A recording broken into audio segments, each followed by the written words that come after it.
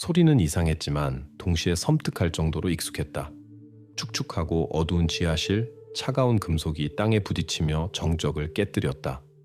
그리고 또 한 번의 충격. 이번에는 칼날이 단단한 무언가에 부딪힌 것처럼 금속성의 울림이 있었다. 어둠 속에서는 땅을 파는 사람들의 얼굴을 분간할 수 없었고 그들의 실루엣만 보일 뿐이었다. 이 때문에 상황은 더욱 불안하고 알 수 없게 느껴졌다. 사람들은 마치 다음 삽질이 끔찍하고 돌이킬 수 없는 무언가를 드러낼까 두려워하는 듯 조심스럽게 움직였다. 그들은 대화 없이 가끔 알아듣기 힘든 조용한 말만 주고받으며 느리지만 끈질기게 땅을 파 내려갔다. 움직일 때마다 공기는 눅눅한 냄새와 불안한 기대로 가득 찼다. 어느 순간 삽이 다시 한번 특이한 것에 부딪혔다. 이제는 소리가 더욱 선명해졌는데 마치 금속이 단순한 흙이나 돌이 아닌 천에 쌓인 무언가에 닿은 듯했다. 지하실 흙더미 아래에는 남의 눈에 띄어서는 안 될 다른 무언가가 숨겨져 있다는 것이 분명해졌다. 땅을 파던 사람은 도구를 던져버리고 조심스럽게 손으로 흙을 파헤치기 시작했다. 손가락이 천에 닿았다. 거칠고 더러우며 세월에 닳아 있었다. 그 사람은 계속해야 할지 망설이는 듯 잠시 멈췄다. 하지만 호기심 혹은 진실을 알아야 한다는 필요성이 두려움을 이겼고 그는 조심스럽게 천을 자신 쪽으로 당겼다. 더러운 천 아래에서 작은 꾸러미가 드러났다. 그리고 그 옆에서 또 하나가 발견되었다. 그리고 또 하나. 꾸러미는 전부 7개였다. 누군가 매우 중요하고도 끔찍한 것을 꼼꼼하고 세심하게 이곳에 숨겨둔 것처럼 지하실 깊은 곳에 가지런히 한 줄로 놓여 있었다. 몇 분 후 구조대 전화기 너머로 들려오는 남자의 목소리는 떨리고 혼란스러웠다. 그는 방금 자신들이 무엇을 찾았는지 교환원에게 설명하려 애쓰며 간신히 말을 골랐다. 저희가 지하실에서 무언가를 찾았어요. 아무래도 유해 같아요. 그 순간 이미 마음으로 깨달은 것을 입 밖으로 내뱉기가 두려운 듯 신고자의 목소리가 목에 걸렸다. 경찰이 현장에 도착했을 때 긴장감은 극에 달했다. 수년간 많은 것을 겪어온 나이든 당직 경찰관이 발견물 중 하나에 조심스럽게 다가갔다. 경험 많은 그조차도 몇 순간 숨이 멎는 것을 느꼈다. 경찰관은 조심스럽게 더러운 천의 가장자리를 펼쳤다.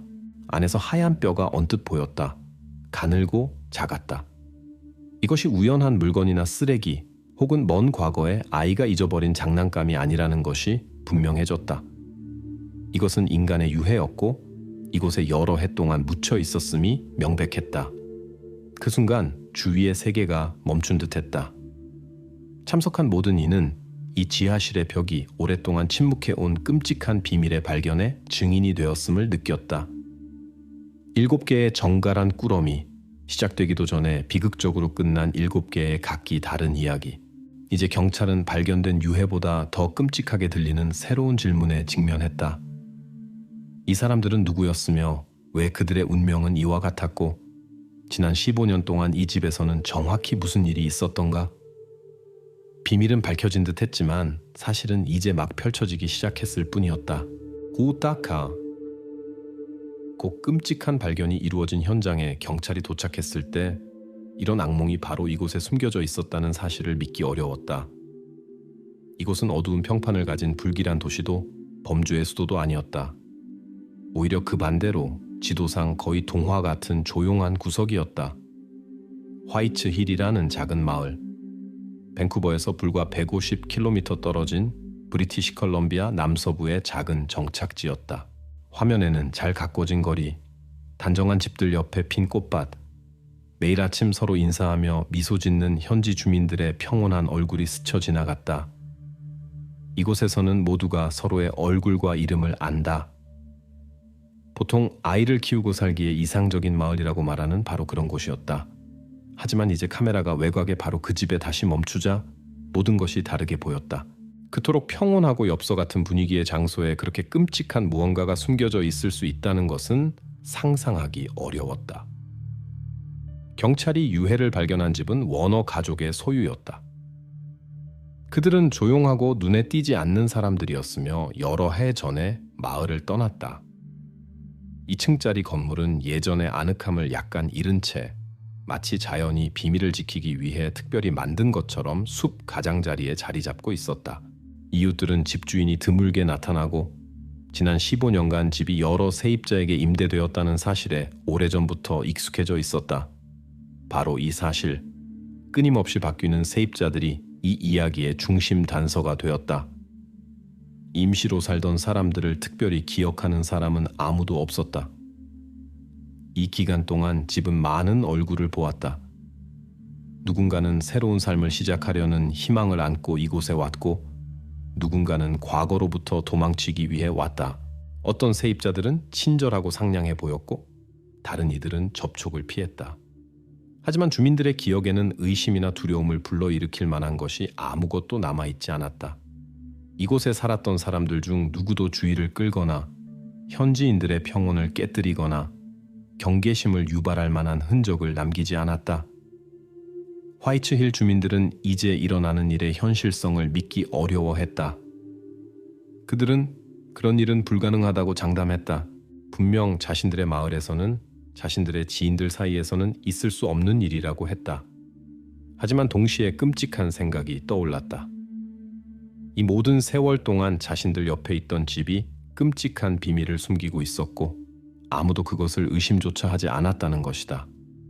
벽과 창문, 문은 너무 오랫동안 침묵했고 아마도 그 침묵 속에는 아무런 이상한 점도 알아채지 않기로 한 마을 전체의 죄가 숨겨져 있었을지도 모른다. 시간이 흐를수록 이 사건의 공포가 신비나 변칙적인 현상이 아니라 이 장소가 얼마나 평범하고 일상적으로 보였는가에 있다는 것이 명확해졌다. 비극의 징후도 위험의 느낌도 없었다. 그저 무관심한 삶의 흐름이 옆에서 벌어지는 악몽을 알아채지 못하게 했을 뿐이다. 그리고 이제 작은 마을의 평화로운 삶이 깨지자 수사팀 앞에는 중요한 과제가 놓였다. 지난 15년간 그 집에 살았던 모든 사람을 조사하고 확인하는 것이었다. 수사관들은 누구의 삶이 이 지하실과 교차했는지, 그리고 왜 옆에 살던 누구도 이상한 점을 알아채지 못했는지 이해해야 했다. 세입자 명단이 수사의 출발점이 되었다. 이전에는 아무런 의심도 불러일으키지 않았던 이름들이 이제는 어두운 색조를 띠게 되었다. 그들 중 누군가는 단순한 우연한 목격자가 아니라 끔찍한 비밀의 진정한 파수꾼이었을 수도 있다. 바로 그 세입자들이 누가 이 사건에 연루되었는지, 그리고 그토록 평범해 보였던 집이 어떻게 화이츠힐 역사상 가장 끔찍한 이야기의 중심이 되었는지를 이해하게 해줄 다리가 되어야 했다. 라보, 이미 2021년 5월 16일 사건에는 공식적인 기록이 등장했다. 이는 이 집뿐만 아니라 제때 재앙을 알아채지 못한 화이츠힐 마을 전체에 대한 선고처럼 들렸다. 수사관의 건조한 목소리가 보고서를 기록했다. 다수의 유해 발견, 신생아로 추정됨, 매장은 여러 시기에 걸쳐 이루어짐. 바로 이 말들, 다수의와 여러 시기에 걸쳐. 이 즉시 비극의 규모를 나타냈고 어떻게든 이 이야기에 연루된 모든 이들에게 첫 번째 주요 질문을 던졌다. 이것은 일회성의 끔찍한 이야기였는가? 아니면 수년에 걸쳐 이어진 범죄의 연속이었는가? 경찰에 이어 범죄학자들과 법의병리학자들로 구성된 팀이 집에 도착했다. 아마도 이 순간 조용한 마을의 모든 주민은 자신들의 바로 옆에 숨겨져 있던 것이 얼마나 심각한 일이었는지 깨달았을 것이다. 화이츠힐의 거리가 점차 불안한 속삭임과 소문으로 채워지는 동안 전문가들의 작업은 늦은 저녁까지 계속되었다. 범죄학자들은 지하실의 구석구석을 꼼꼼하게 센티미터 단위로 조사하며 발견된 각 꾸러미를 조심스럽게 꺼내고 번호를 매겼다.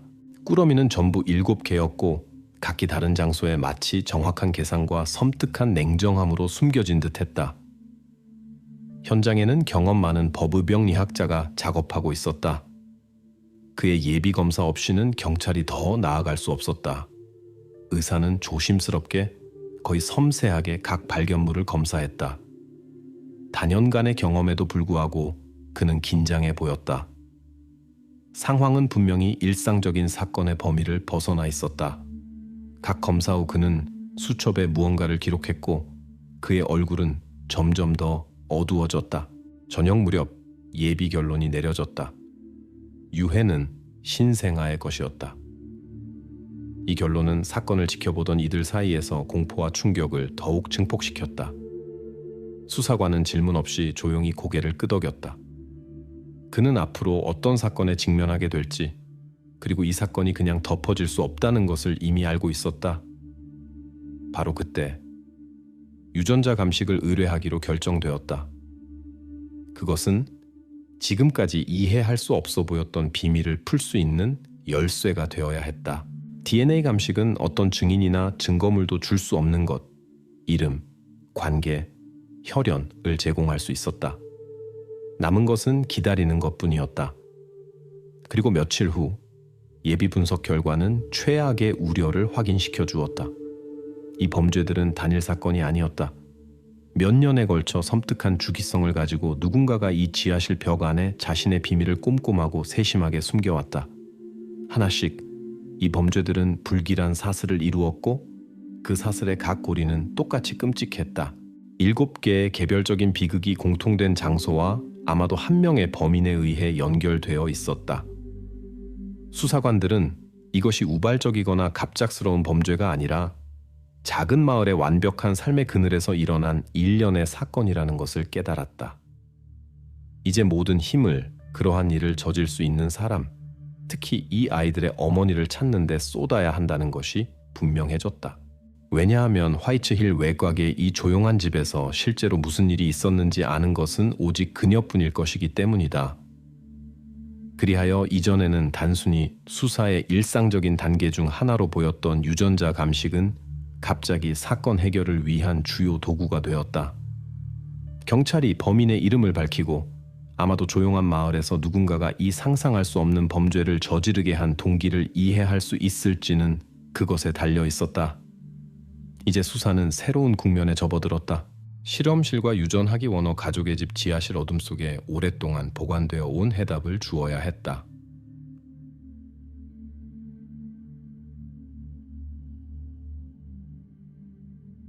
범죄학자들은 시신에 대한 주요 작업을 마쳤고 이제 그들의 주의는 세부 사항에 집중되었다. 모든 것이 이미 발견되었고 가장 끔찍한 일은 이미 일어난 것 같았지만 바로 이런 순간 비극 후의 이 정적 속에 주요 해답이 숨어 있다. 전문가 중 한 명이 체계적으로 지하실의 흙을 채로 거르고 있었다. 그것은 조용하고 거의 명상적인 작업이었다. 단 하나의 세부 사항도 놓치지 않기 위해 모든 움직임은 느리고 신중했다. 그리고 갑자기 평범한 흙과 쓰레기 사이에서 무언가가 나타났다. 처음에는 그냥 작은 종이 조각처럼 보였다. 세월의 빛이 바래고 천 조각과 뒤섞여 있었다. 전문가는 멈춰서서 발견물을 유심히 살폈다. 종이에는 거의 알아볼 수 없는 번진 글자들이 있었다. 처음에는 이 발견물이 전혀 중요하지 않아 보였지만 바로 그것이 수사의 흐름을 바꿀 수 있는 질문을 낳았다. 이 사소한 것이 수수께끼를 푸는 열쇠가 될 수 있을까? 한편 수사관들은 집과 관련된 모든 사람에 대한 정보를 수집하기 시작했다. 우선 집주인인 워너 씨가 소환되었다. 그는 화이트힐에서 멀리 떨어진 곳에 오래전부터 살고 있는 노인이었다. 그의 신문은 센세이션을 일으키지 않았다. 그는 단지 집을 임대했을 뿐 몇 년 동안 그곳에 나타나지 않았고 세입자들에 대해 어떤 의심도 한 적이 없었다. 하지만 그의 증언은 경찰이 지난 15년간 주택을 임대한 사람들의 전체 명단을 작성하는 데 도움이 되었다. 이제 수사팀의 손에는 긴 이름 목록이 있었다. 여름을 보내러 온 평범한 가족부터 몇 달에 한 번씩 집을 옮기는 독신자들까지 다양했다.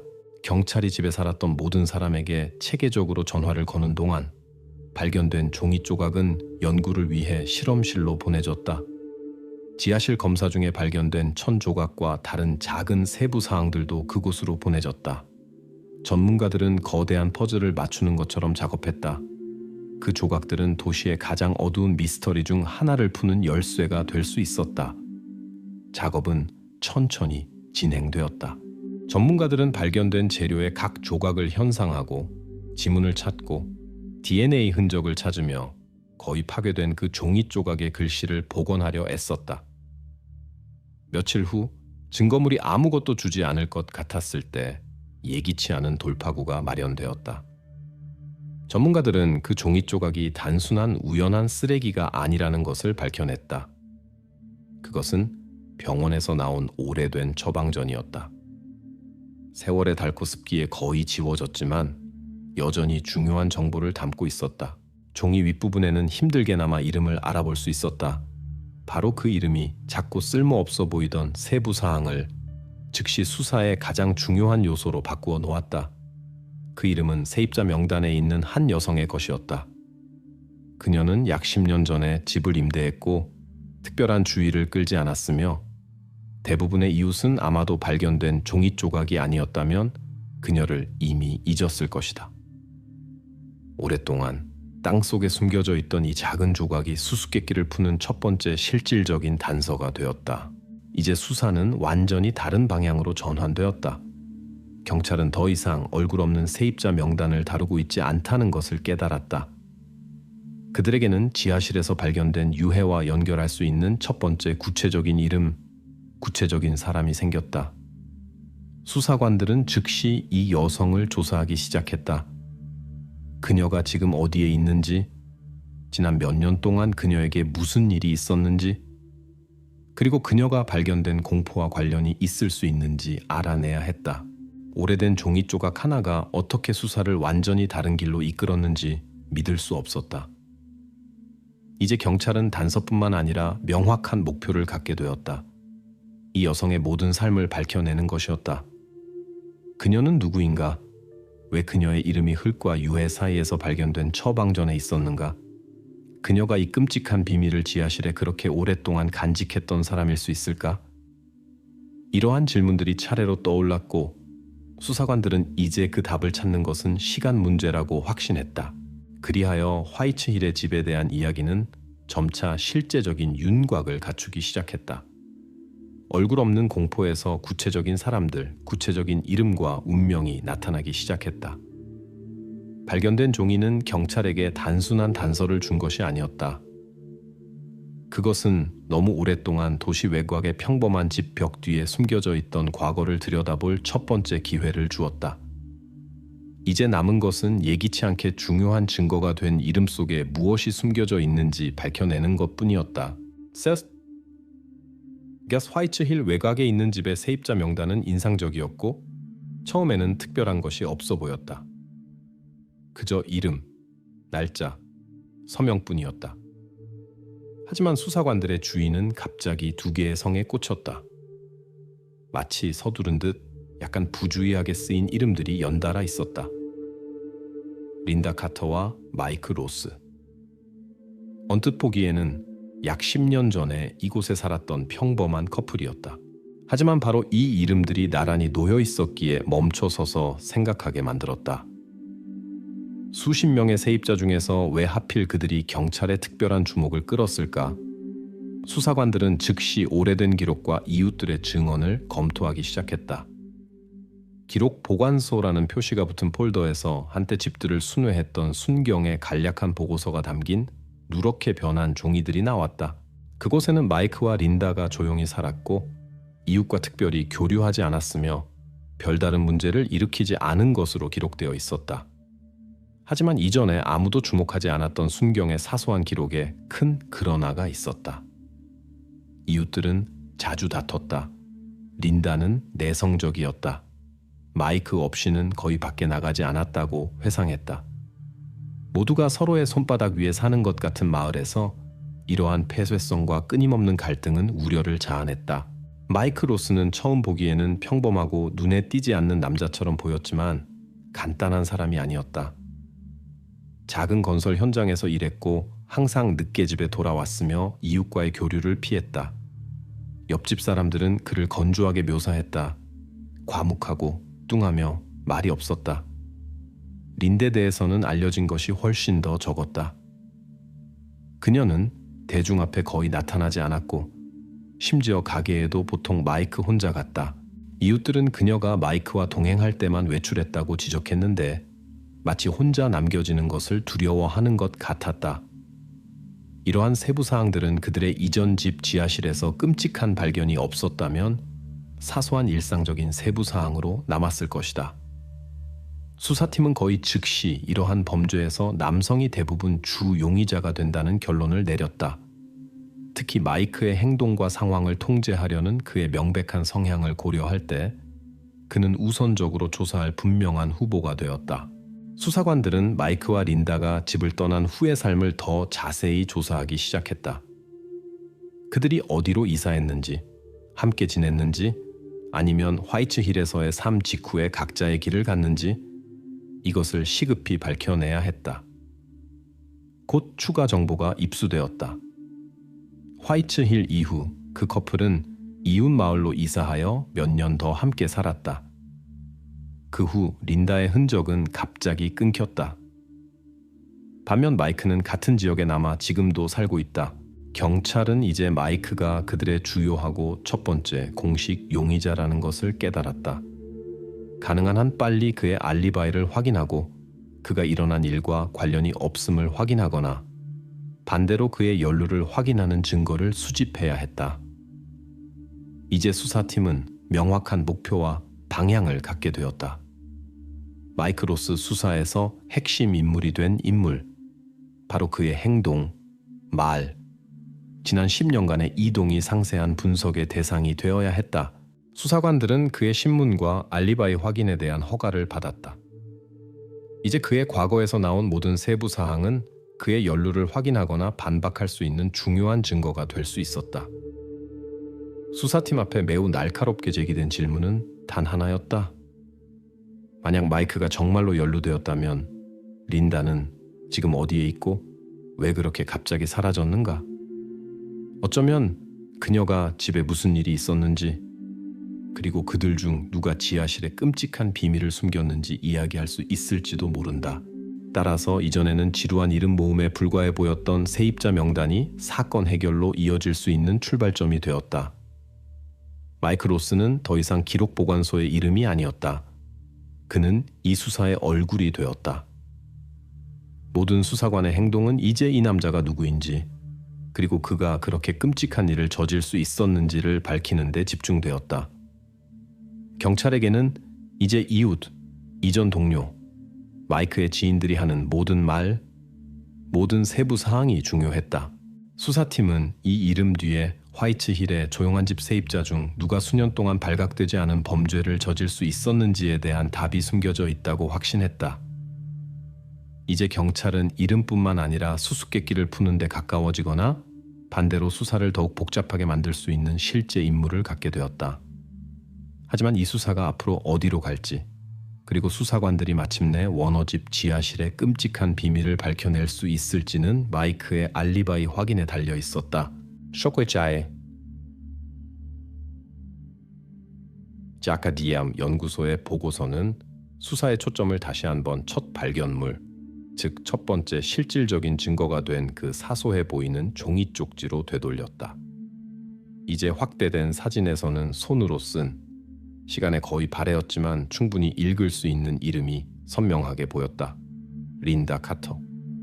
이제 모든 것이 더욱 복잡해진 것 같았다. 지금까지 수사관들은 마이크를 주 용의자로 여기고 그에게 더 많은 관심을 가졌기 때문이다.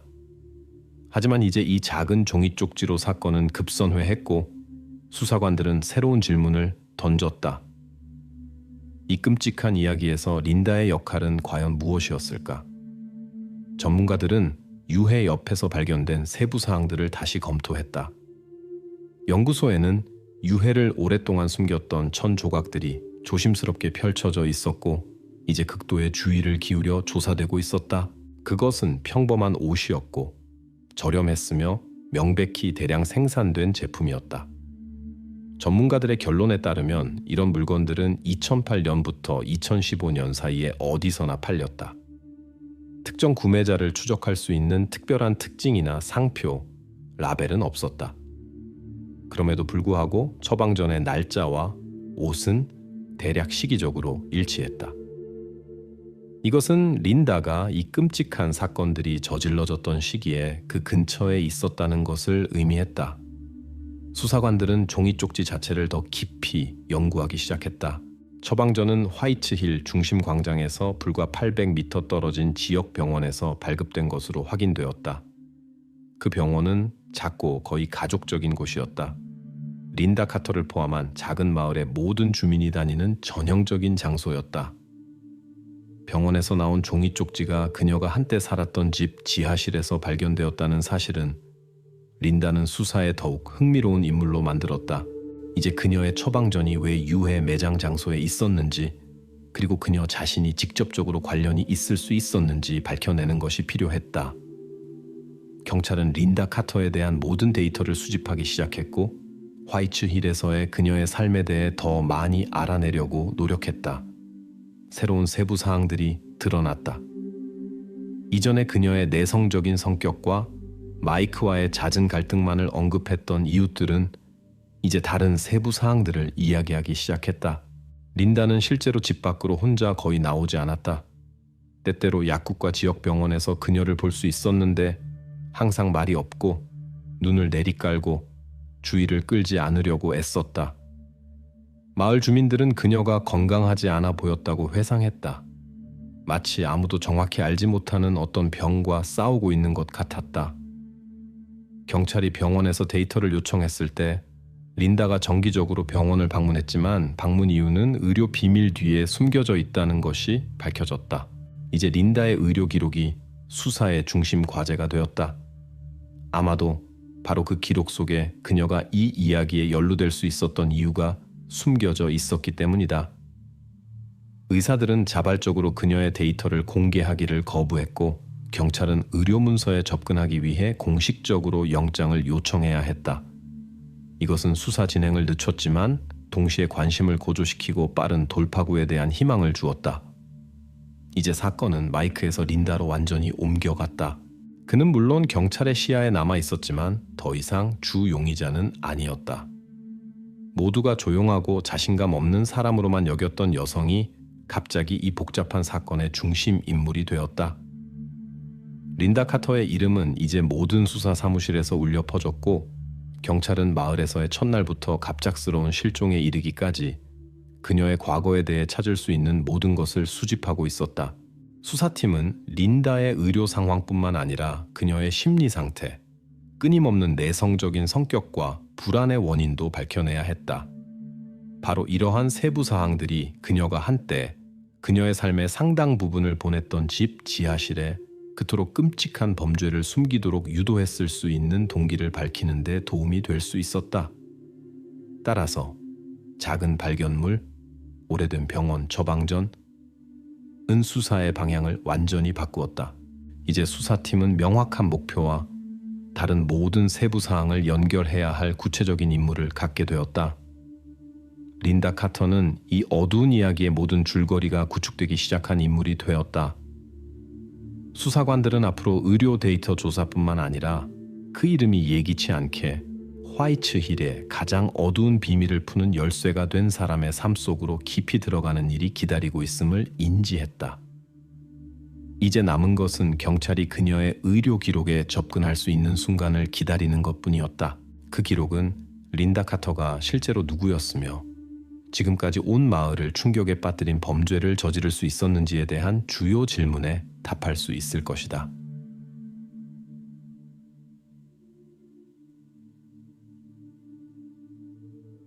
그 순간 수사팀은 린다 카터와 같은 시기에, 즉 범죄가 저질러졌다고 추정되는 시기에 그녀 옆에 살았던 사람들의 증언을 수집하기 시작했다. 처음에는 이웃들이 특별한 말을 하지 않을 것 같았다. 평범한 사람들, 평범한 삶, 우리가 알아차리지만 곧 잊어버리는 평범한 사소한 일들. 하지만 바로 이 사소한 일들 속에서 경찰은 이상하고 불안하며 이해할 수 없는 무언가를 발견하기 시작했다. 이웃들의 신문 조서에는 수사팀을 생각하게 만드는 짧고 단편적인 문구들이 나타나기 시작했다. 그녀의 체중에 뭔가 이상했어요. 라고 이웃집 주민 중 한 명이 지적했다. 다른 여성은 조심스럽게 덧붙였다. 네, 확실히 기억해요. 그녀는 살이 쪘다가 갑자기 빠졌어요. 그게 뭐 때문인지 전혀 이해할 수 없었어요. 이러한 암시는 직접적인 비난을 담고 있지는 않았지만 불편한 질문을 던졌다. 이 사람들은 정확히 무엇을 보았으며 그들의 말이 발견된 유해와 관련이 있을 수 있었을까? 곧 수사관들은 린다의 행동에 대한 이상함을 확인하는 더 많은 증언을 수집했다. 이웃들은 그 여성이 항상 몸매를 가리는 헐렁하고 펑퍼짐한 옷을 입었다고 이야기했다. 그녀는 교류를 피했고 공공행사에 전혀 나타나지 않았으며 항상 우울하고 불안해 보였다. 이 모든 것은 성격의 특성으로 치부될 수 있었지만 일어난 일의 맥락에서는 너무나 의심스러워 보였다. 린다의 친구의 증언은 수사에서 별도의 긴장 지점이 되었다.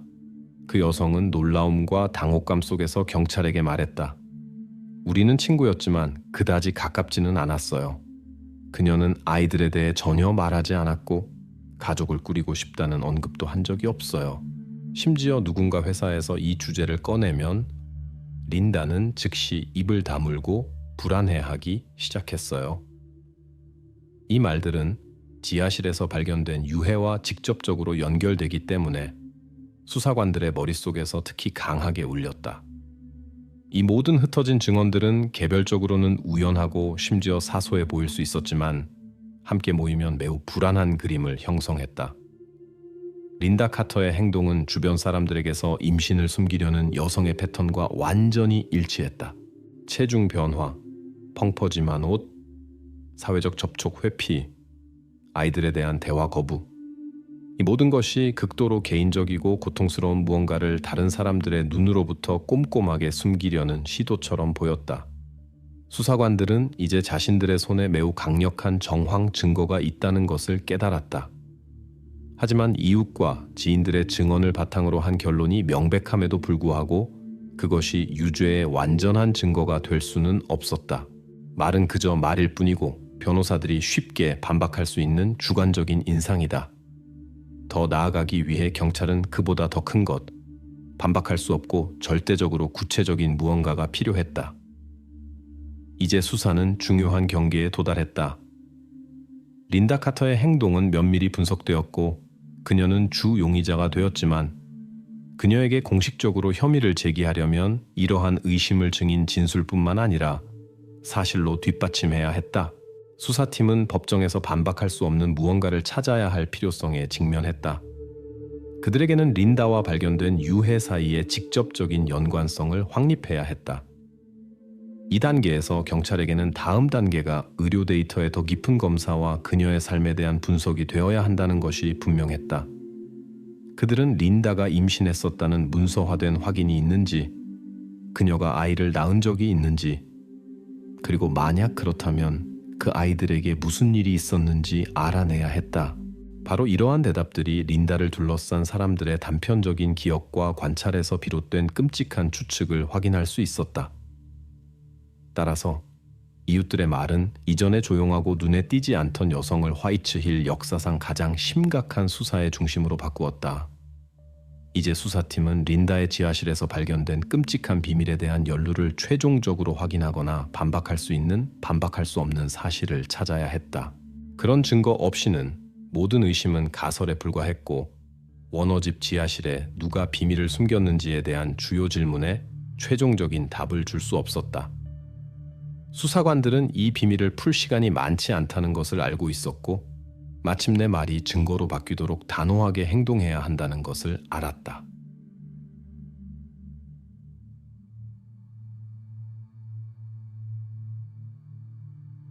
(2021) 연 7월 20일 일 수사관들이 워너 집에서 유해가 발견된 순간부터 기다려온 날이었다. 아침에 화이트힐 경찰서에 젊은 택배 기사가 들어왔다. 그의 손에는 평범한 봉인된 봉투가 들려 있었지만 바로 그 안에 수사의 주요 질문에 대한 답이 숨겨져 있었다. 지금 한 사람뿐만 아니라 평범한 집 아래 숨겨진 악몽을 모른 채 오랫동안 살아온 도시 전체의 운명이 결정될 것이라는데 아무도 의심하지 않았다. 긴장감은 거의 물리적으로 느껴질 정도였다. 수사관의 사무실에는 침묵이 내려앉았다. 봉투는 이제 되돌아갈 길이 없다는 것을 말없이 상기시키듯 책상 위에 놓여 있었다. 수사관은 천천히 종이 가장자리를 자르고 DNA 연구소 보고서를 꺼냈다. 그의 얼굴에는 감정이 드러나지 않았고 오직 눈만이 줄을 따라 빠르게 움직이며 과학 문서의 건조한 텍스트를 흡수했다. 몇 초 후 그는 서류를 다시 책상 위에 놓고 조용히 전화기를 들어 법원 번호를 눌렀다. 목소리는 평탄했지만 그 안에는 그 순간의 모든 무게가 숨겨져 있었다. 린다 카테오의 DNA 샘플을 채취하기 위한 영장이 필요합니다. 긴급히. 이제 연구소 보고서가 어떤 결과를 가져왔는지 모두에게 분명해졌다. 비교 결과가 나왔을 때 모든 것이 마침내 제자리를 찾았다. 연구소 보고서는 건조하고 명확했으며 의심이나 모호함의 여지가 없었다. DNA 샘플 분석 결과 7명의 신생아 모두 동일한 생물학적 어머니를 둔 것으로 나타났습니다. 제공된 린다 카터의 DNA 샘플과 후속 비교 결과 100% 완전한 일치를 확인했습니다. 이제 경찰의 모든 추측과 이웃들이 말했던 린다의 이상한 행동이 우연한 일치가 아니었음이 최종적으로 분명해졌다. 린다 카터는 한때 그녀가 살았던 집 지하실에서 유해가 발견된 그 아이들의 어머니였다. 이 확인을 받은 순간부터 수사는 완전히 바뀌었다. 이제 린다는 공식적으로 용의자일 뿐만 아니라 시급히 찾아 신문해야 할 인물로 변모했다. 이전에 들었던 증인들의 모든 말, 사소한 세부사항들, 그리고 그 여성의 행동에 대한 이상함들이 이제 어두운 현실을 띠게 되었고 범죄의 전체 그림의 일부가 되었다. 그 여성이 이 모든 시간 동안 자신의 끔찍한 비밀을 모두에게 숨기고 이웃, 친구, 지인들 사이에서 평범한 삶을 살려고 노력했다는 것이 분명해졌다. 그러나 사실이 명백함에도 불구하고 수사팀에게는 여전히 많은 질문이 남아 있었다. 우선, 왜 한 여성이 한 번이 아니라 여러 번의 출산을 숨기며 그런 끔찍한 행동을 할 수 있었을까? 그리고 가장 중요한 것은 누가 그녀의 비밀을 또 알고 있었을까? 그녀가 혼자 행동했을 가능성이 있을까? 아니면 누군가가 이 끔찍한 범죄를 수년 동안 숨기는 것을 도왔을까? 이제 린다 카터가 공식적으로 유죄로 선언되자 수사팀은 그녀의 삶을 세세한 부분까지 파헤쳐야 했다. 그녀가 그토록 절망적인 조치를 취하게 된 이유와 그녀의 행동에 어떤 논리가 있었는지, 아니면 그저 공황과 두려움이 그녀를 계속해서 그렇게 하도록 만들었는지 이해해야 했다. 이러한 질문들은 화이트힐 위에 무거운 짐처럼 드리워졌다. 그렇게 조용하고 무해해 보였던 마을이 이제 완전히 다른 모습으로 나타났다. 사람들은 어떻게 이런 일을 놓칠 수 있었는지 자문하기 시작했다. 어떻게 수년 동안 자신의 영혼에 그토록 어두운 비밀을 숨기고 있는 사람과 나란히 살 수 있었을까? 수사관들은 이제 모든 세부사항, 증인들이 한 모든 말, 지난 몇 년간 린다의 모든 행동을 다시 검토해야 한다는 것을 알았다. 그녀가 어떻게 혼자서 그런 짐을 감당했는지, 그리고 그녀의 주변 사람 중 누군가가 알아채거나 심지어 그녀를 도울 수 있었는지 이해해야 했다. 이것들은 수사팀이 도시 외곽의 집에서 정확히 무슨 일이 일어났는지 완전히 이해하기 위해 가능한 한 빨리 답해야 할 질문들이었다. 따라서 DNA 결과가 담긴 건조한 실험실 보고서는 범죄 해결의 주요 열쇠가 되었다. 그것은 경찰에게 사건이 올바른 방향으로 진행되고 있다는 확신을 주었고 수사팀의 가장 끔찍한 추측을 확인시켜 주었다. 범죄는 자신의 아이들의 출생을 숨긴 어머니에 의해 저질러졌다. 그러나 동시에 DNA 보고서는 전체 상황을 완전히 이해하는데 똑같이 중요한 새로운 질문들을 제기했다. 이제 수사팀은 새로운 과제에 직면했다. 린다 카터의 동기를 밝히고 그녀가 워너집의 끔찍한 비밀을 아는 유일한 사람이었는지 알아내는 것이었다. 바로 이 질문들이 수사의 다음 장이 되어야 했다. 이제 경찰은 린다를 찾고 그녀가 이 모든 세월 동안 또 무엇을 숨겼는지 알아내기 위해 빠르고 단호하게 행동해야 했다. 다카라승카시. 구옥시. 수사사무실 화면에 나타난 그래프는 그야말로 숨을 멎게 했다.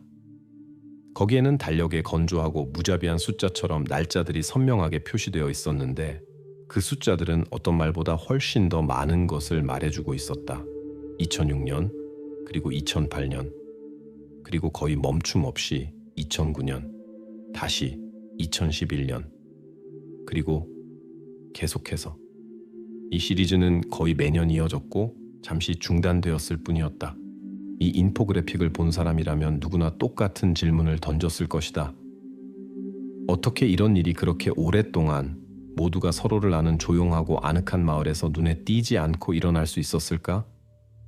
이 질문에 대한 답은 적어도 부분적으로는 법의병리학자의 보고서에서 찾을 수 있었다. 그의 데이터는 마을을 휩쓴 불안과 공포감을 더욱 악화시켰을 뿐이었다. 그의 결론에 따르면 발견된 유해의 나이는 5년에서 15년 사이였다. 오랜 기간의 부패로 인해 물리적 폭력이나 외상의 흔적은 발견되지 않았다. 이것은 상황의 명백한 비극성에도 불구하고 사망 원인이 잔인함이나 직접적인 의도와 관련이 있다고 공식적으로 주장할 근거가 없다는 것을 의미했다. 하지만 이것이 어두운 추측의 무게를 조금도 덜어주지는 않았다. 왜 이런 일이 계속해서 일어났을까? 유해의 명확한 폭력의 흔적이 없다는 것은 어머니가 저지른 행동이 절망의 행위이거나 그녀가 계속해서 처하게 되는 상황에 대한 완전한 이해 부족의 결과일 수 있음을 시사할 수 있었다. 그럼에도 불구하고 이것조차도 린덱에서 일어난 일에 대한 책임을 덜어주지 않았고 단지 이 모든 이야기의 비극성과 복잡성을 강조할 뿐이었다. 수사관들은 전문가들의 결론을 계속 분석하며 같은 사람이 계속해서 비슷한 상황에 직면했을 때 어떻게 그토록 명백한 징후를 알아채지 못할 수 있었는지에 대한 답을 찾으려고 노력했다. 하지만 전문가 분석의 주요 결론은 범죄가 체계적인 성격을 띠었다는 확인이었다. 이것은 우연이나 단일 비극이 아니었다. 수사관들의 눈앞에는 몇 년마다 여성이 동일한 문제에 직면하고 계속해서 동일한 끔찍한 해결책에 의존했다는 것을 보여주는 엄격하고 명확하게 구성된 타임라인이 나타났다. 이것은 주변의 누구도 알아채지 못했거나 알아채고 싶지 않았던 주기성이었다. 범죄의 체계성은 린다가 이것에 대해 알 수 있었던 유일한 사람이 아니었을 수 있음을 나타냈다. 그리고 그녀가 이 이야기의 주역이 되었지만 논리적인 질문이 제기되었다. 만약 린다가 이 모든 아기들의 어머니였다면 그들의 아버지는 누구였을까? 그녀가 그렇게 오랜 세월 동안 한 지붕 아래에서 함께 살았던 사람에게서 이 모든 것을 숨길 수 있었을까? 수사관들은 다시 한번 린다의 유일하게 알려진 파트너인 마이크 로스에게로 돌아갔다. 이전에 린다의 DNA가 발견된 후 그가 뒷전으로 밀려났음에도 불구하고 이제 그의 역할은 다시 한번 중심이 되었다. 바로 그가 이 모든 세월 동안 그녀 옆에 있었고 바로 그가 같은 집에 살았으며 일어나는 일에 대해 보지 못했거나 적어도 의심하지 않을 수 없었다. 이제 수사팀은 마이크가 일어나는 일에 얼마나 관여했는지 알아내야 했다. 그가 린다의 임신에 대해 알고 있었을까? 그가 범죄를 은폐하는데 어떤 식으로든 참여했는가? 아니면 반대로 그는 상황의 희생자였고 그에게서 끔찍한 진실을 계속해서 숨긴 여자 옆에 살면서 아무것도 짐작하지 못했는가? 이 모든 질문들은 린다와 마이크의 관계 상황에 대한 시급한 조사가 필요한 새로운 수사장을 다시 열었다. 그들의 역사, 이웃, 친구, 동료들과의 교류를 다시 한번 살펴보고 마이크가 린다의 삶에 얼마나 깊이 관여했는지 그리고 그가 일어나는 일의 공범이나 증인이 될 수 있었는지 이해해야 했다. 따라서 전문가 분석은 수사팀이 범죄의 체계성과 심각성을 확인하는 데 도움이 되었을 뿐만 아니라 향후 조치를 위한 명확한 방향을 제시했다. 이제 수사는 시작했던 그 순간으로 다시 돌아갔지만 완전히 다른 초기 데이터를 가지고 있었다. 마이크 로스는 비극적인 사건에 대한 그의 참여 여부가 전체 상황에 대한 이해를 뒤집을 수 있는 중심 인물로 다시 한번 부상했다. 수사관들은 이제 린다 카터의 삶에서 그의 역할이 끝까지 명확히 밝혀져야 한다고 확신했다. 그가 공범이었는지, 증인이었는지, 아니면 자신의 코앞에서 펼쳐지는 끔찍한 이야기의 중심에 있었던 전혀 무지한 사람이었는지 최종적으로 확인해야 했다. 이 질문은 그들이 정의가 완전히 회복되도록 사건의 명확한 그림을 제시해야 할 미래의 재판을 생각할 때 더욱 중요해졌다.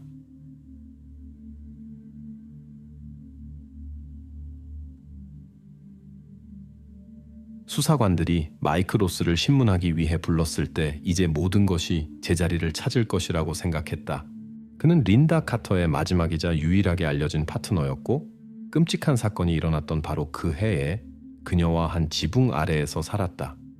수사관은 그에게 직접 사실을 제시했다. 당신은 그녀와 함께 살았습니다. 당신은 그녀의 파트너였습니다. 그렇게 오랜 세월 동안 아무것도 눈치채지 못했다고 말하고 싶은 겁니까? 그 순간 수사는 곧 끝날 것 같았고 마이크는 마침내 그가 아마도 오랫동안 경찰에게 숨겨왔던 모든 카드를 공개할 것 같았다. 그러나 마이크는 한치의 망설임도 없이 차분하고 자신 있게 대답했다. 그는 미리 준비한 서류 폴더를 꺼내 수사관 앞에 놓았다. 그 안에는 그의 알리바이를 증명하는 서류들이 들어 있었다. 수사관의 모든 확신은 눈앞에서 서서히 녹아내리기 시작했다. 마이크는 다른 도시에서 일했다는 명확한 서류를 제시했다. 그가 정기적으로 화이트힐에 없었으며 집에서 일어나는 일을 물리적으로 목격할 수 없었음을 증명하는 계약서, 수표, 출장 기록지들이었다. 그리고 수사팀은 저항이나 불안을 예상했지만 마이크는 도움을 줄 완전한 준비가 되어 있음을 보여주면서도 린다의 임신에 대해서는 아무것도 몰랐고 심지어 의심조차 하지 않았다고 주장했다. 그의 말을 뒷받침하기 위해 그는 린다와 함께 살았던 마지막 몇 년간의 자신의 휴대폰 위치 데이터를 제공했다. 이 데이터는 수사팀의 버전에 따르면 범죄가 발생했던 주요 기간 동안 마이크가 화이트힐에서 멀리 떨어져 있었다는 것을 명확하고 분명하게 보여주었다. 그는 다른 도시에 있거나 출장 중이었고 모든 정황으로 보아 린다가 그에게서 숨겼던 모든 비밀에 대해 정말로 알 수 없었던 것 같다. 수사관들은 제공된 증거를 확인하기 시작했고 마이크의 알리바이가 단지 설득력 있는 것이 아니라 거의 철벽과 같다는 것을 금방 깨달았다. 모든 사실은 마이크가 그 기간 동안 함께 일하고 살았던 공식적인 서류와 증인들에 의해 확인되었다. 조사가 진행될수록 이전의 중심 인물이자 가능한 공범으로 보였던 마이크 로스가 이 비극적인 이야기에서 잘못된 단서에 불과했다는 이해가 더욱 명확해졌다. 이 사실을 깨닫자 수사팀은 일종의 충격을 받았다. 마이크가 아니라면 누가 집에서 무슨 일이 있었는지 알 수 있었을까? 그가 린덱에 가장 가까운 사람이었는데 그가 이것과 아무 관련이 없다면 그것은 그 여자가 완전히 혼자 행동했다는 것을 의미하는가? 아니면 그녀의 삶에 다른 누군가, 모든 주변 사람들에게 보이지 않고 그늘에 남아있던 사람이 있었을까? 이러한 질문들은 수사를 다시 출발점으로 되돌려 놓았다. 수사관들은 수수께끼를 풀기 직전이라고 생각했지만 이제 마이크의 확인된 알리바이로 인해 막다른 골목에 부딪혔다. 수색이 다른 방향으로 진행되어야 한다는 것이 분명해졌다. 수사팀은 다시 린다 자신과 그녀의 주변 환경에 집중했다. 그녀와 어떻게든 관련이 있었던 모든 사람을, 심지어 가장 사소한 지인까지도 제외하지 않고 철저히 확인해야 했다. 수사의 이 예기치 않은 전환은 경찰과 사건을 지켜보던 지역 주민들에게 고통스러운 타격이 되었다. 많은 사람들이 이미 마이크의 유죄를 확신하고 이 비극의 빠른 종결을 준비하고 있었다. 이제 모든 것이 그렇게 명확하지 않았다. 린다의 비밀이 처음 상상했던 것보다 훨씬 더 깊고 복잡했다는 것이 분명해졌다. 아마도 그 여자는 정말로 이 모든 시간 동안 완전히 혼자 행동했고 그녀를 아는 모든 사람으로부터 숨고 누구도 너무 가까이 오지 못하게 했을 것이다. 이제 수사팀 앞에는 두 가지 주요 버전이 열렸다. 린다가 이 범죄들을 독자적으로 저질렀거나 모든 주변 사람들로부터 자신의 끔찍한 비밀을 숨겼거나 아니면 그녀의 삶에 지금까지 흔적이 발견되지 않은 다른 누군가가 존재했다. 두 버전 모두 거의 똑같이 무서워 보였다. 만약 린다가 혼자 행동했다면 그것은 그 여자가 수년 동안 절대적인 고립 속에서 이중 생활을 했다는 것을 의미했다. 만약 누군가가 그녀를 돕거나 적어도 그녀의 행동에 대해 알고 있었다면 그것은 평범하고 조용한 마을 주민들 옆에 그토록 끔찍한 비밀을 숨길 수 있는 또 다른 사람이 돌아다녔다는 것을 의미했다. 수사팀은 린다의 모든 주변 환경을 다시 한번 조사해야 했다.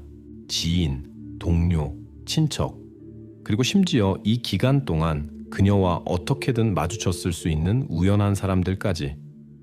그 순간 수사가 새로운 수준의 복잡성에 접어들고 있다는 것이 분명해졌다. 그리고 마이크 로스라는 잘못된 단서는 이제 버려졌지만 경찰은 다음 수사 단계가 더욱 어렵고 복잡할 것이라는 것을 이해했다.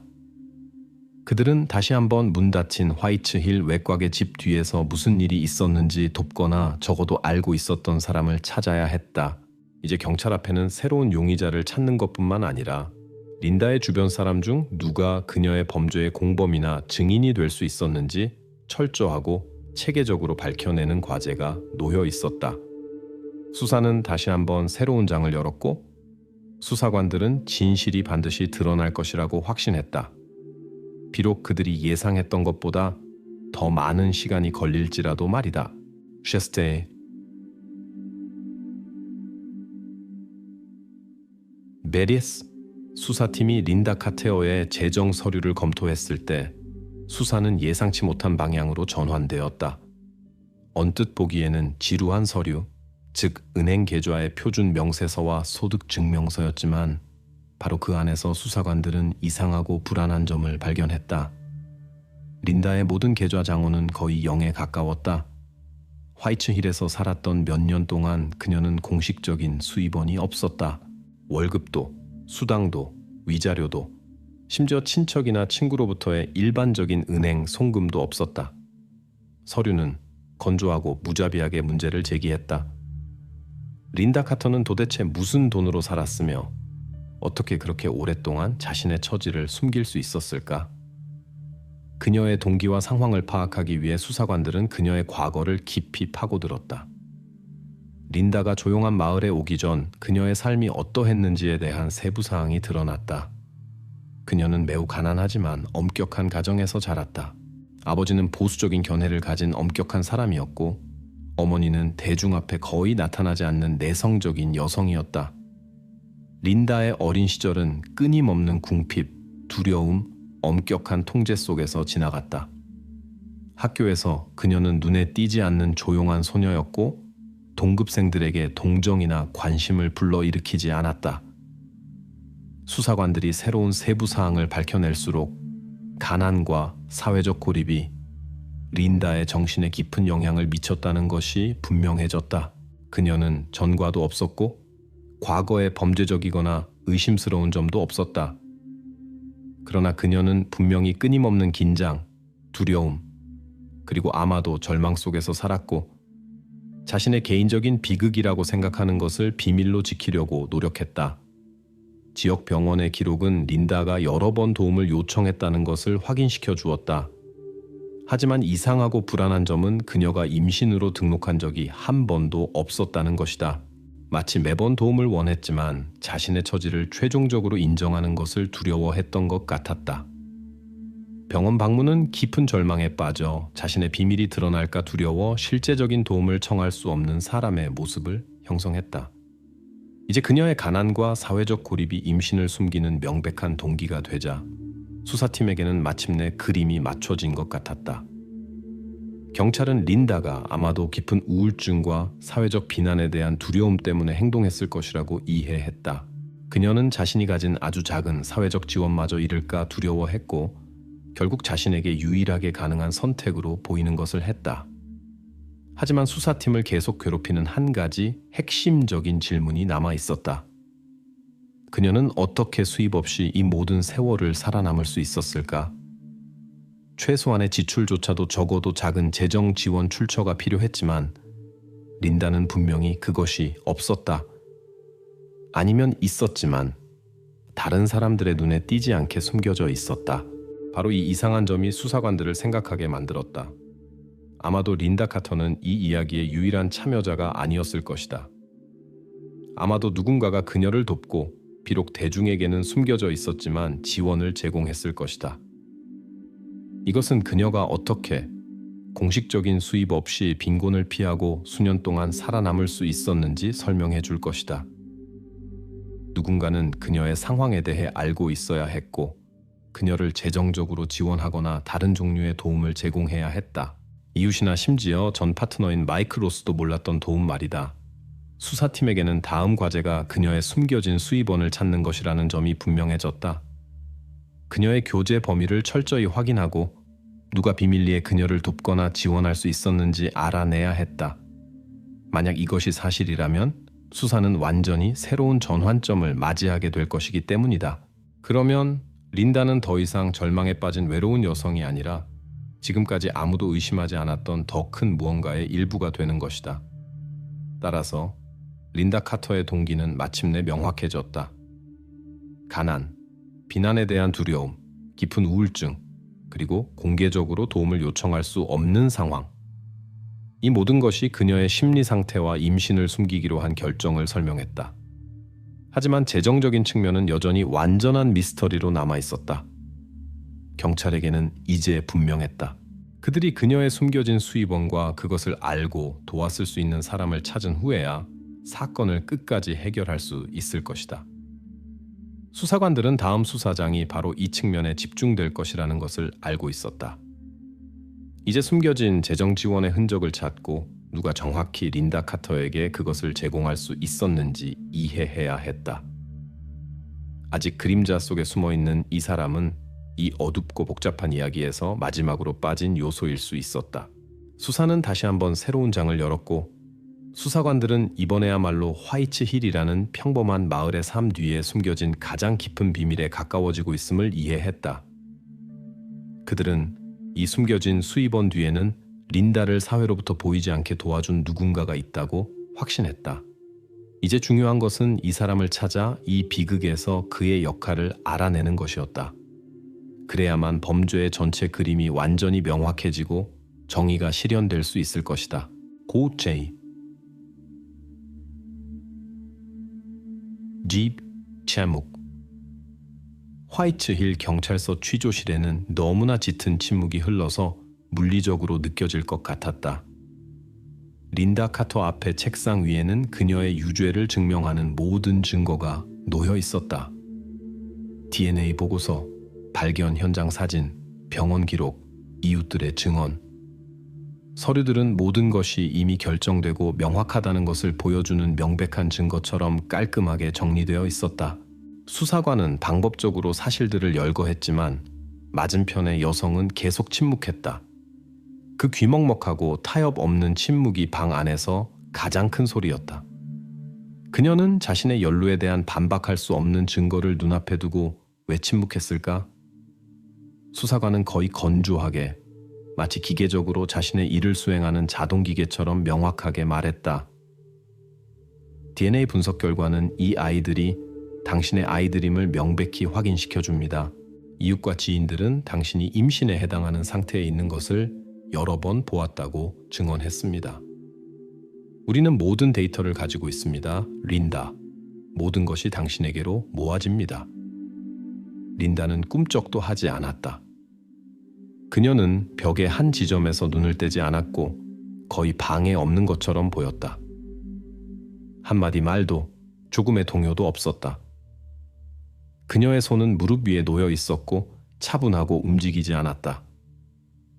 수사관은 다시 한번 그녀의 침묵을 깨려고 시도했다. 린다, 무슨 일이 있었는지 이야기하면 당신에게 도움이 될 겁니다. 침묵이 당신의 상황을 악화시킬 뿐이라는 것을 이해합니까? 하지만 침묵은 수사팀이 받은 유일한 대답이었다. 새로운 질문이 나올 때마다 대답 없이 공중에 맴돌았다. 몇 초 긴장감이 고조되었고 방 안은 이미 산소가 부족한 것 같았다. 린다는 계속 침묵했다. 마치 오래전에 어떤 결정을 내렸고 이제 아무것도 그녀를 그 결정에서 물러나게 할 수 없는 것 같았다.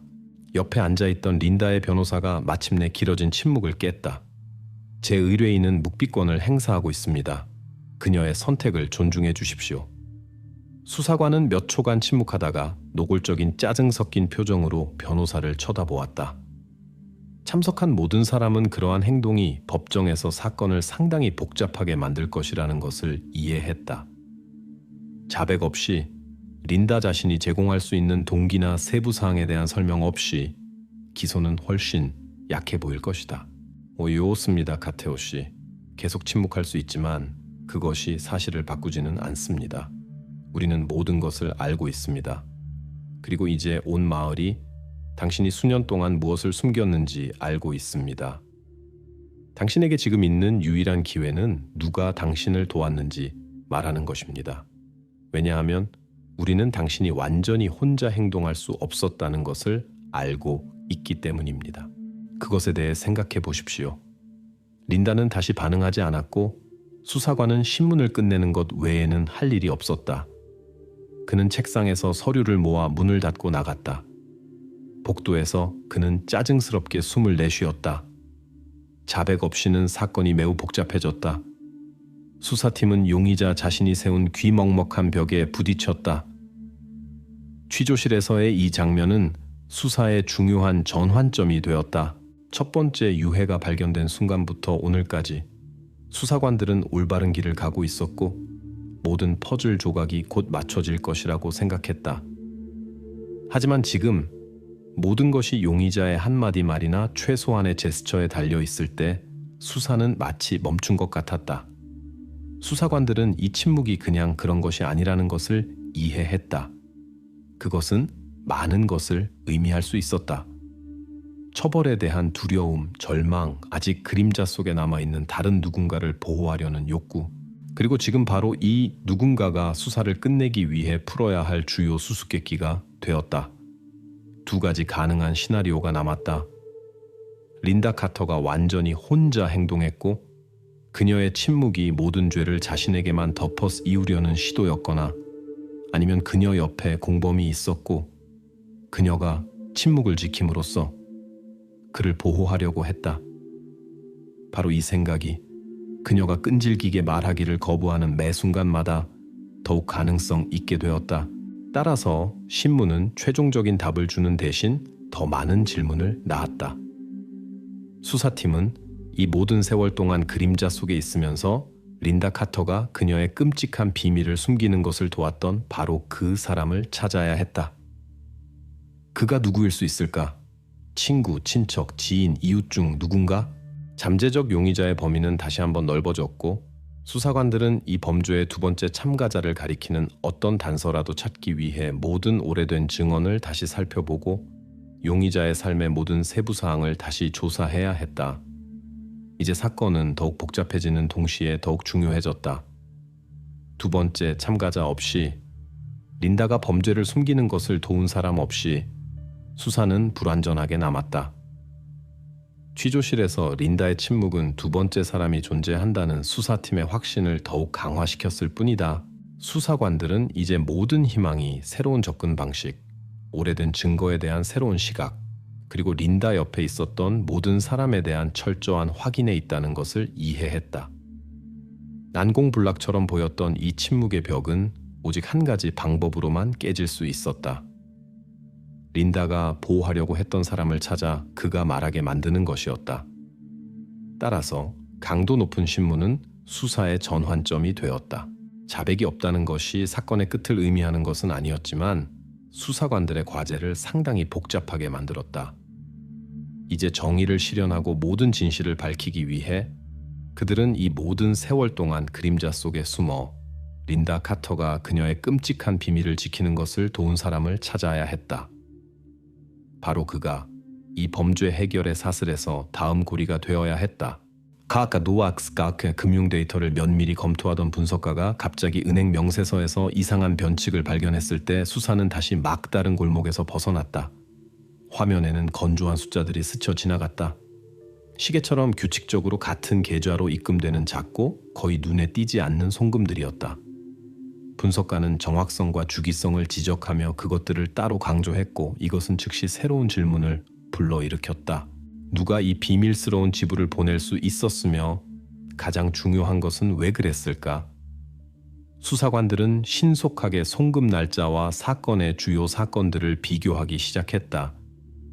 그들이 발견한 것은 충격적이면서도 동시에 반박할 수 없었다.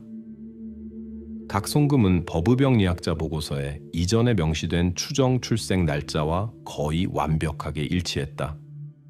이것은 단순한 우연일 수 없었다. 누군가가 린다가 가장 취약한 상황에 처했을 때 체계적으로 돈을 보냈다. 분명히 다른 누군가가 그녀의 비밀을 알고 있었고 단지 알고만 있는 것이 아니라 의도적으로 그녀의 침묵에 자금을 지원했다. 이제 주요 과제는 계좌 소유자를 밝혀내는 것이었다.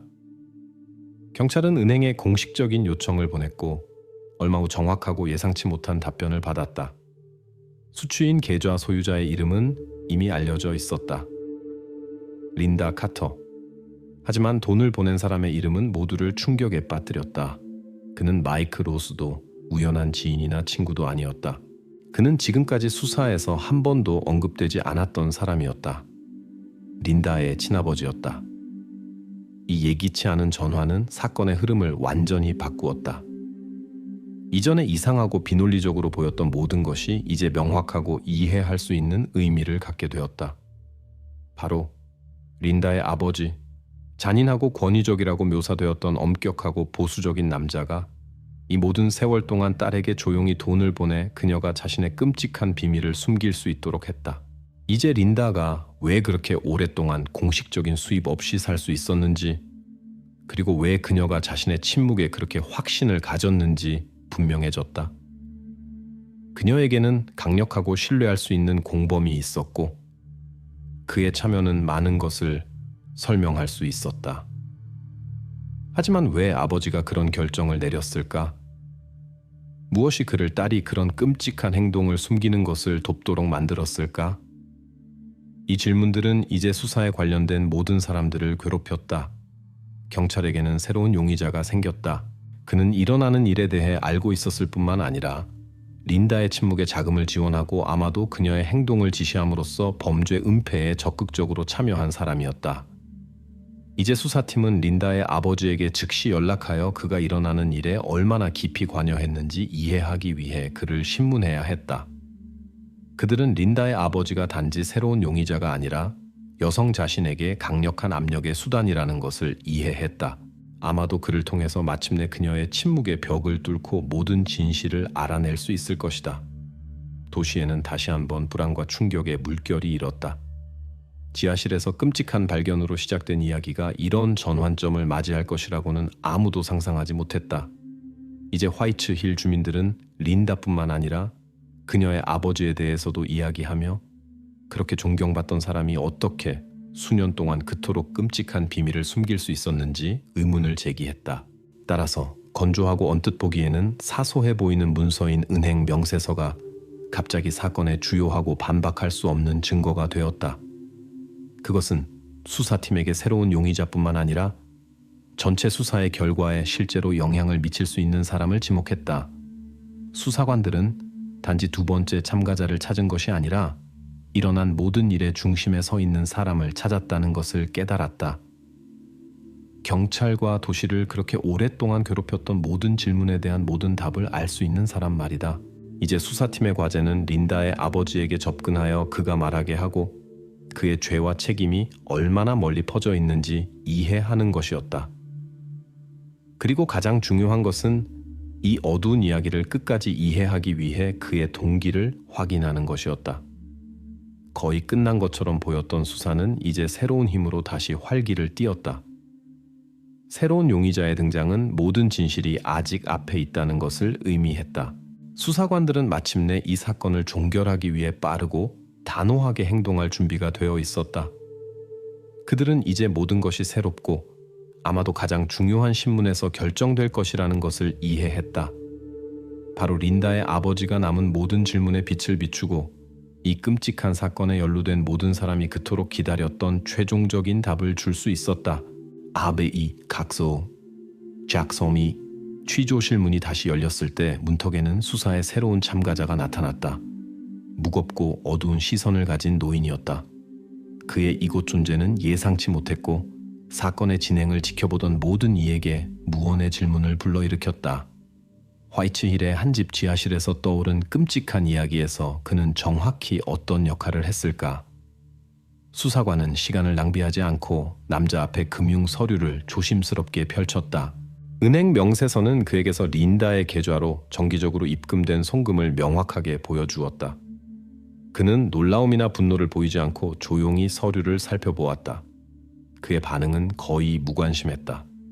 마치 언젠가 이 서류들이 경찰의 손에 들어갈 것을 오래전부터 예상했던 것 같았다. 수사관은 그를 주의 깊게 관찰하며 반응을 최소한 무슨 일이 일어나고 있는지 설명할 수 있는 어떤 신호라도 기다렸다. 남자는 오랫동안 은행 명세서에서 눈을 떼지 않았다. 방 전체가 긴장되고 기대에 찬 침묵에 잠겼다. 바로 이 순간이 전체 사건의 흐름을 바꿀 수 있다는 것이 분명했다. 그리고 몇 초 후 노인은 마침내 천천히 고개를 들었다. 그의 시선은 차가웠지만 눈에는 후회나 회개와 비슷한 무언가가 스쳐 지나갔다. 그는 명백한 사실을 부인하지 않고 딸에게 일어난 모든 일에 대해 알고 있었다고 인정했다. 바로 그가 이 모든 세월 동안 그녀에게 돈을 보내 비밀을 지키고 수치를 피하도록 했다. 그의 동기는 단순하면서도 동시에 끔찍했다. 그는 딸의 비밀이 알려지면 사람들이 뭐라고 할지 두려워했다. 사회적 비난에 대한 두려움이 그를 침묵하게 하고 딸이 일어나는 일을 숨기는 것을 돕도록 만들었다. 이 자백은 수사에서 핵심적이고 결정적인 순간이 되었다. 이제 린다가 혼자 행동하지 않았다는 것이 분명해졌다. 조용한 마을의 평범한 집 지하실에서 일어났던 이 모든 공포는 그녀 자신의 아버지의 암묵적인 동의와 재정적 지원에 일어났다. 왜 그 여성이 수년 동안 이웃의 주의를 피했는지, 왜 그녀가 일하지 않고 완전한 고립 속에서 살 수 있었는지 분명해졌다. 그녀의 침묵은 그녀를 모든 끔찍한 것으로부터 보호해야 할 사람, 그러나 대신 명성을 지키고 진실을 숨기기로 선택한 사람에 의해 지불되었다. 이제 린다의 방어는 완전히 무너졌다. 아버지의 재정적 지원 없이, 그의 암묵적인 참여 없이는 그녀가 그렇게 오랫동안 범죄를 숨길 수 없었을 것이다. 수사팀에게는 아버지의 역할이 단지 부차적인 것이 아니었다는 것이 분명해졌다. 그는 일어난 일에 완전한 참가자였고 알고 있었을 뿐만 아니라 린다가 수년 동안 처벌받지 않고 행동할 수 있는 조건을 만든 사람이었다. 그리고 배기 사건과 동기에 대한 명확한 그림을 제공했지만 추가적인 답변이 필요한 질문들이 남아 있었다. 이제 수사팀은 새로운 강력한 압력 수단을 얻었다. 경찰의 손에는 이 모든 세월 동안 워너 집의 문 닫힌 뒤에서 무슨 일이 있었는지에 대한 완전한 그림을 복원할 기회가 있었다. 그들은 이 이야기에 누가 또 연루되었을 수 있는지, 왜 아버지가 딸을 돕고 비극을 막는 대신 돈으로 침묵을 사며 침묵을 선택했는지 이해해야 했다. 수사는 다시 한번 명확한 방향과 구체적인 목표를 얻었다. 이제 수사관들은 린다의 아버지의 삶 속으로 더 깊이 들어가 누가 또 관여하고 일어나는 일에 대해 알고 있었는지 밝혀내야 했다. 바로 이 방향으로 경찰은 조용한 마을을 송두리째 뒤흔든 사건을 최종적으로 해결하기 위해 나아갈 계획이었다. 너무 오랫동안 그림자 속에 남아있던 비밀은 이제 밖으로 나왔고 수사팀은 관련된 모든 사람을 확인하고 이 어두운 이야기의 모든 세부 사항을 밝히기 위해 끝까지 갈 준비가 되어 있었다. 아카니도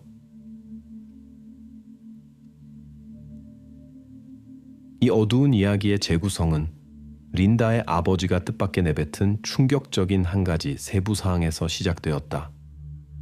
그런 일이 있을 때마다 그녀는 그에게 전화를 했다. 이 말은 수년 동안 조용한 화이트힐 외곽의 평범한 집에서 어떻게 그런 일이 눈에 띄지 않고 일어날 수 있었는지를 이해하는 열쇠가 되었다. 이제 수사팀에게는 분명해졌다. 이것은 일회성 사건이 아니었고 수년 동안 항상 같은 끔찍한 방식으로 작동했던 명확하게 작동하는 시스템, 메커니즘이었다. 모든 것은 린다 카터가 자신의 임신을 부지런히 숨기는 것에서 시작되었다.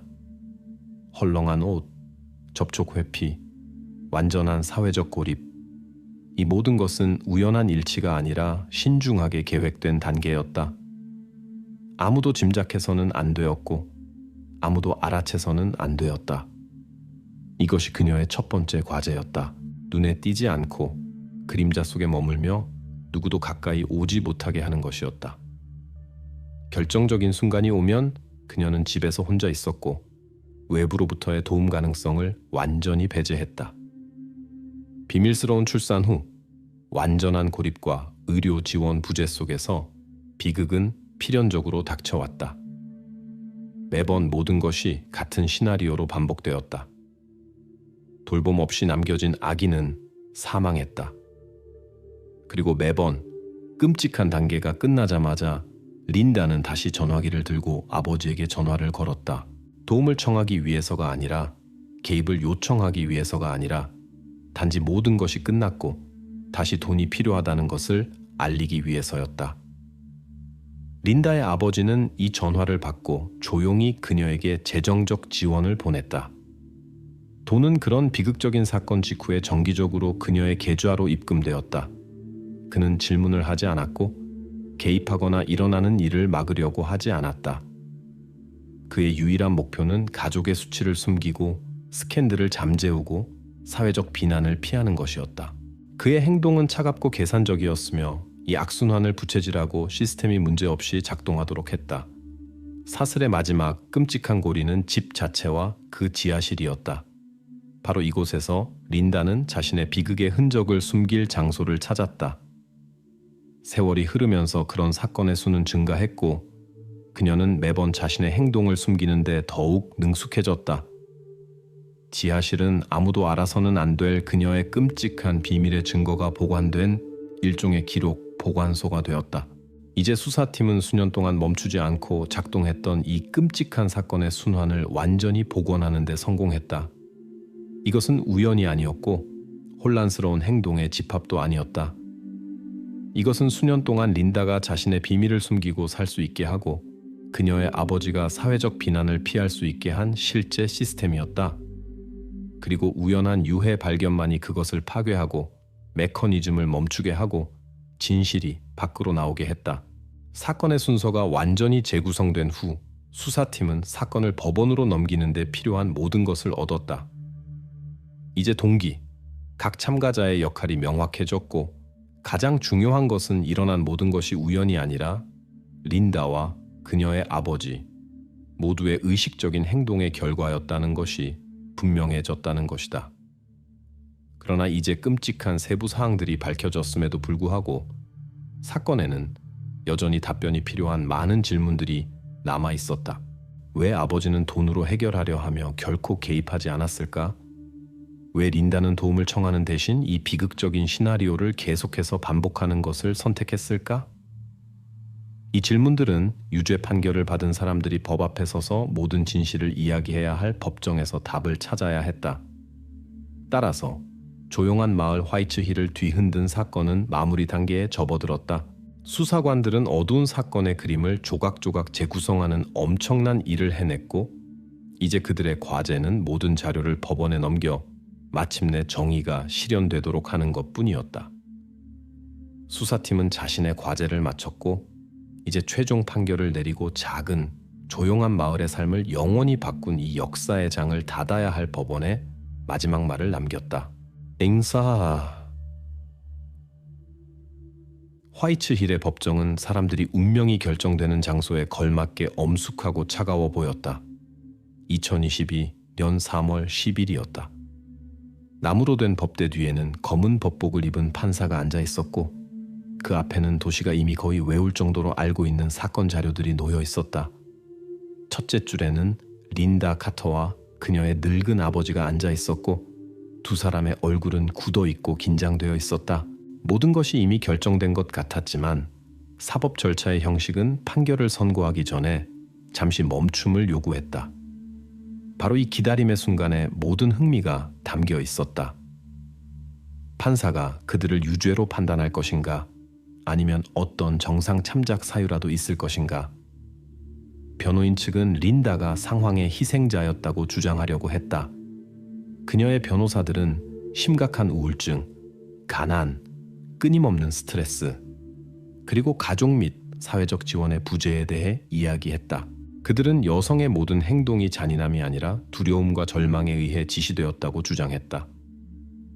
그녀의 아버지에 관해서는 변호사들은 그가 가족의 명성을 지키고 비극이 알려지는 것을 막으려는 같은 동기에서 행동했다고 주장했다. 그러나 검찰 측은 완전히 다른 그림을 제시했다. 검사들은 린다의 범죄가 체계적이고 연쇄적인 성격을 띠었다고 주장했다. 그들은 여성이 수년 동안 의식적으로 자신의 행동을 숨겼고 그녀의 아버지가 일어나는 일을 완전히 인지하면서 이 활동에 자금을 지원했다는 점을 강조했다. 이것은 10년 이상 지속된 조직적이고 잔인한 공모였다. 검사는 가난과 우울증이 그토록 끔찍하고 반복적인 행동을 정당화할 수 없다고 강조했다. 온 마을이 재판을 지켜보며 법원이 마침내 몇 달 동안 주민들의 관심을 놓지 않았던 사건에 종지부를 찍어주기를 기대했다. 화이트 힐은 결정을 기다리며 숨을 죽였다. 그 순간 판사가 서류를 들고 판결을 낭독하기 시작했다. 법정은 완전히 조용해졌다. 그가 마침내 핵심 단어를 발음했을 때 시간은 마치 멈춘 것 같았다. 린다 카터는 범죄를 저지른 혐의로 유죄를 인정하며 종신형을 선고한다. 짧은 잠시 후 그는 계속해서 그녀의 아버지에게 말했다. 방조 및 범죄 은닉 혐의로 유죄를 인정한다. 징역 10년을 선고한다. 그 순간 법정의 긴장감은 안도감으로 바뀌었다. 정의는 실현되었고 마을은 마침내 오랫동안 모두를 괴롭혔던 질문에 대한 답을 얻었다. 이제 판결이 선고되고 판사가 서류를 책상 위에 놓자 온 도시를 뒤흔든 사건은 마침내 공식적으로 종결되었다. 린다와 그녀의 아버지에게는 새로운 장이 시작되었지만 이제는 완전히 다른 교도소벽 너머의 삶이었다. 화이트 힐 주민들은 정의가 실현되었다는 것을 알았지만 자신들의 조용하고 작은 마을에서 이런 일이 일어날 수 있었다는 것에 대한 무거운 감정은 영원히 그들과 함께 할 것이다. 수사팀은 할 수 있는 모든 것을 했고 법원은 결정을 내렸으며 법은 지켜졌다. 하지만 재판이 끝난 후에도 도시 앞에는 여전히 많은 질문이 남아 있었다. 이전에 무엇을 할 수 있었을까? 왜 아무도 일어나는 일을 알아채지 못했을까? 그리고 가장 중요한 것은 조용한 화이트 힐에서 비슷한 일이 다시는 일어나지 않을 것이라고 확신할 수 있을까? 이제 수사관들에게는 마지막 과제가 남아 있었다. 모든 형식을 마무리하고 남은 자료를 수집하고 도시 역사상 가장 끔찍하고 기억에 남는 사건으로 오랫동안 남을 이 사건을 최종적으로 종결하는 것이었다. 곧 수사의 마지막 단계인 모든 서류 작업과 수사 종결이 시작될 것이다. 그리고 법원이 판결을 내렸지만 이야기와 그 결과는 그 비극을 완전히 잊을 수 없는 마을 주민들의 마음과 기억 속에 계속 살아있었다.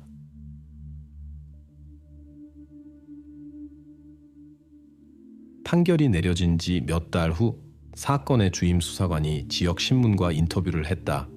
그는 화이트 힐의 모든 주민의 의식 속에 오랫동안 남아있을 말을 했다. 우리는 누가 어떻게 했는지는 압니다. 하지만 우리는 여전히 가장 중요한 것을 모릅니다. 이 말은 마치 일어난 모든 일에 대한 결론을 내리는 것 같았고 도시 주민들에게 불안한 불확실성의 감정을 남겼다. 정확히 어떤 주요 질문이 답 없이 남았을까? 시간이 지나면서 이 사건들의 어두운 상징이 된 원어집은 철거되었다. 그 자리에는 이제 황무지가 있다. 도시가 비극에 대한 기억을 지우려는 시도의 상징이며 이곳에서는 아무도 소리내어 말하고 싶어 하지 않는다. 화이트 힐 공동체는 여전히 일어난 일의 여파를 겪고 있으며 이전의 조용한 삶을 되찾으려고 노력하고 있다. 하지만 이 이야기의 하얀 점들은 여전히 칠해지지 않은 채 남아있고 건물을 철거하는 단순한 결정으로 그것들을 없앨 수는 없다. 지역 주민들은 답이 없고 아마도 영원히 없을 질문들을 계속해서 던진다. 린다 카터의 다른 가족들은 일어나는 일에 대해 알고 있었을까? 재앙의 징후를 알아채고 더 일찍 개입할 수 있었던 다른 누군가가 있었을까? 왜 린다는 그렇게 절망적인 상황에 처했을 때 도시에는 모든 가능성이 있었음에도 불구하고 단 한 번도 익명의 도움을 청하려고 시도하지 않았을까? 이러한 질문들은 화이츠힐에서 사람들이 얼마나 가까이 살았는지, 가게, 병원, 거리에서 얼마나 자주 마주쳤는지를 생각하면 더욱 고통스러워진다. 주민들은 여전히 어떻게 그런 일이 수년 동안 말 그대로 자신들의 코앞에서 일어날 수 있었고 아무도 알아채지 못했고 아무도 제때 개입하지 않았는지 이해할 수 없다. 이러한 질문에 대한 답은 더 이상 없을 것이다. 그것들은 비극이 평범한 일상 뒤에 숨어 눈에 띄지 않게 일어날 수 있다는 것을 상기시키는 것으로서 마을의 기억 속에 영원히 남을 것이다. 린다 카터 사건은 고통스럽고 잊을 수 없는 교훈이 되었고 그 후 화이츠힐은 결코 예전 같지 않을 것이다. 이제 각 주민은 이것이 일어나지 않도록 자신이 무엇을 다르게 할 수 있었는지 자문한다. 그리고 이것이 아마도 답이 없고 영원히 그들과 함께할 주요 질문일 것이다.